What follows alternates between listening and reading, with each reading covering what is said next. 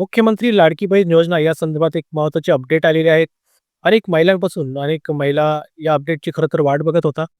ते म्हणजे काही महिलांचे पती यात नाहीये किंवा वडील यात नाहीये किंवा काही महिला घटस्फोटीत आहेत. तर अशा महिलांसाठी या के-वाय-सी प्रक्रियेमध्ये कोणतेही ऑप्शन नव्हतं. ते ऑप्शन आता आलेलं आहे. तिथे बघा तुम्हाला सर्व ऑप्शन इथे बघायला मिळतील. तसंच काही महिलांची ई-के-वाय-सी करताना चूक झालेली आहे. ती चूकसुद्धा आता दुरुस्त करता येणार आहे. हे बघा इथे तिन्ही पर्याय दिलेले आहेत. ते एकदा नीट वाचा.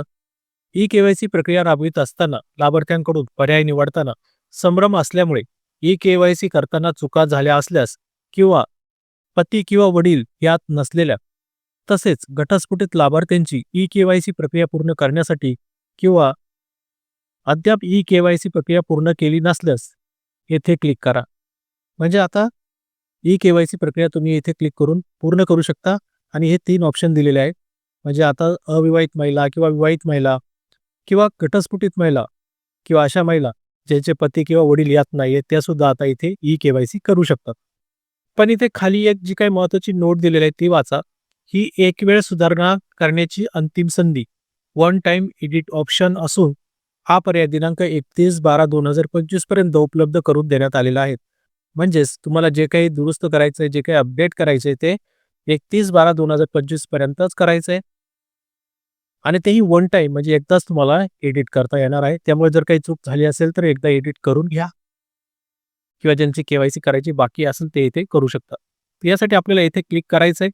तर ही प्रोसेस आपण पुन्हा एकदा बघूया आणि या वेबसाईटची लिंक ladkibain.maharashtra.gov.in हे व्हिडिओ खाली डिस्क्रिप्शनमध्येही दिलेले आहेत. त्यावरती क्लिक करून तुम्ही डायरेक्टली या वेबसाईटवरती येऊ शकता. तिथे सर्व ऑप्शन वाचू शकतात. तर चला तर आपण पुन्हा एकदा ई-के-वाय-सी प्रक्रिया करूया. तर यासाठी येथे क्लिक करा. या ऑप्शनवरती आपण क्लिक करूया.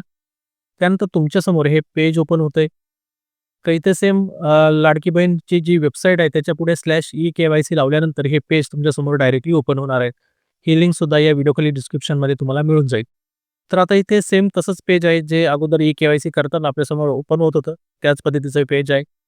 इथे लाभार्थी जी काही महिला आहेत तिचा इथं आधार नंबर टाकायचा आहे. त्यानंतर हा जो कॅप्चा आहे तो इथे टाकायचा आहे आणि आधार प्रमाणीकरणासाठी संमती. तर इथे आपल्याला मी सहमत आहे या ऑप्शनवरती इथे क्लिक करायचं आहे आणि ओ-टी-पी पाठवावरती क्लिक करायचं आहे.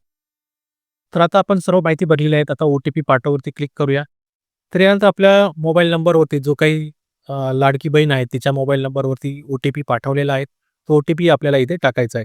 तुमच्याकडे 10 मिनिटं असतात. 10 मिनिटाच्या आत हा ओ-टी-पी इथे सबमिट झाला पाहिजे. यानंतर हा ओ-टी-पी आपण इथे सबमिट करूया. आता इथे नवीन ऑप्शन आलेले आहे.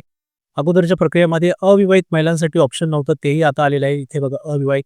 ज्या महिलांचे लग्न झालेले नाही त्यांनी अविवाहित ऑप्शन निवडून पुढील प्रक्रिया पूर्ण करायची आहे. तर आता आपण ज्या महिलेचं हा फॉर्म किंवा ही के-वाय-सी करतोय तिचं लग्न झालेलं आहे, विवाहित आहेत त्यामुळे आपण इथं विवाहितवरती क्लिक करायचं आहे. आता ज्या अविवाहित महिला आहेत त्यांनी आधार नंबर द्यायचा आणि त्यांच्या वडिलांचा द्यायचा आहे आणि त्यानंतर ही के-वाय-सी प्रक्रिया पूर्ण करायची.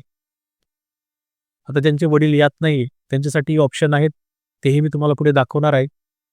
तर आता इथे विवाहित महिलेसाठी आपण इथे विवाहितवरती क्लिक करूया. यानंतर अशा प्रकारचं ऑप्शन तुमच्यासमोर ओपन होतंय. आता विवाहित महिला हिचे पती यात आहे, तर हे ऑप्शन निवडायचं आहे. पतीचे निधन झाले असल्यास 2 नंबरचं ऑप्शन निवडायचं आहे किंवा ही विवाहित महिला घटस्फोटीत असल्यास तिचा 3 नंबरचा ऑप्शन निवडायचा आहे. आता यापैकी आपण पहिलं ऑप्शन निवडतोय. आता हे बाकीचे जे काही पुढचे 2 ऑप्शन आहेत, त्या संदर्भात मी तुम्हाला पुढे माहिती सांगतो, की तुम्हाला नेमकं काय करायचंय. तर आता पती यात आहेत, हे ऑप्शन आपण अगोदर निवडूया. आता ज्या महिलांचे पती आहेत, त्यांनी पतीचा आधार नंबर टाकायचा आहे. म्हणजेच पूर्वीप्रमाणेच हे पेज आपल्यासमोर एक ओपन होतंय. तर चला ही माहिती आपण इथे करूया आणि इथे ओ-टी-पी पाठवावरती क्लिक करूया. आता इथे त्या महिलेच्या पतीच्या मोबाईल नंबरवरती ओ-टी-पी गेलेला आहे. ओ-टी-पी इथे टाकायचा आहे. तर आता ओ-टी-पी सबमिट करूया आपण. तर आता ओ-टी-पी सबमिट केल्यानंतर इथे त्या महिलेच्या पतीचं नाव येतंय, जात प्रवर्ग येतोय आणि खाली जे ऑप्शन आहेत ते बदललेले आहेत आता. त्यामुळे लक्षात ठेवा. अगोदरचे जे के-वाय-सी करताना आपण दोन्ही ऑप्शन होय असं निवडत होतो. पण आता यावेळेस मात्र नाही असं दोन्ही ऑप्शन निवडायचे. म्हणजे इथे काय म्हटलंय, मध्ये म्हटलंय माझ्या कुटुंबातील सदस्य नियमित किंवा कायम कर्मचारी म्हणून सरकारी विभाग, उपक्रम मंडळ, भारत सरकार किंवा राज्य सरकारच्या स्थानिक संस्थेमध्ये कार्यरत आहे किंवा नाही. म्हणजे हे अर्धवट आहेत.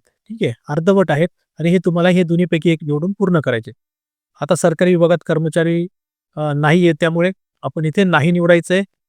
सेम इथं माझ्या कुटुंबातील सदस्य नियमित कायम कर्मचारी किंवा सरकारी विभाग, उपक्रम मंडळासारखं हे सेवानिवृत्तीचं आहे, सेवानिवृत्ती संदर्भात आहे. तर इथे नाही आहे, तर आपण इथे पुन्हा एकदा नाही ऑप्शन निवडायचं. म्हणजे हे दोन्ही ऑप्शन तुम्हाला नाहीच करायचे, तरच तुम्हाला लाडकी बहीण योजनेचे जे काही फायदा आहे, तो मिळणार आहे. आणि इथे जात प्रवर्ग आहे, जात निवडायची आपल्याला.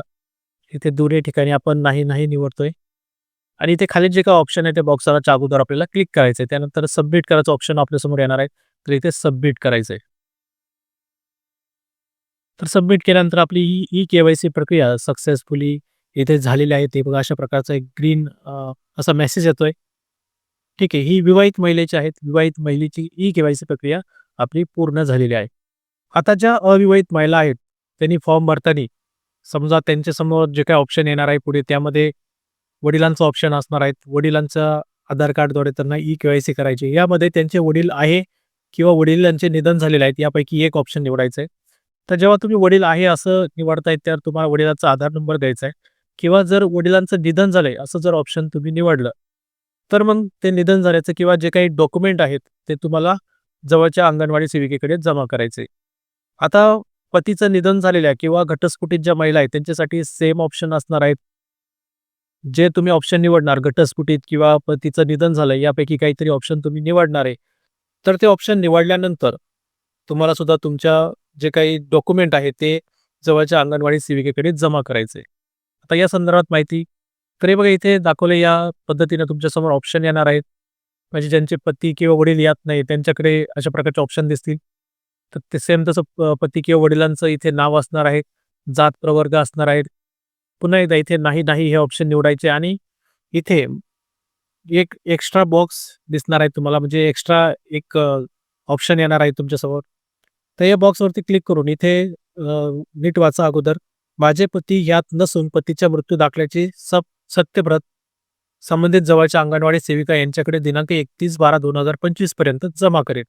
म्हणजे 31 डिसेंबरच्या अगोदर तुम्हाला जी काही त्याची झेरॉक्स आहे, सत्यप्रत आहे, ती त्यांच्या मृत्यूच्या दाखल्याची किंवा घटस्फोटाची असेल किंवा वडिलांच्या मृत्यू दाखले जे काही तुम्ही ऑप्शन निवडणार त्यानुसार ती काही दाखल्याची प्रत आहे ती तुम्हाला जवळच्या अंगणवाडी सेविकेकडे जमा करायची. कधीपर्यंत?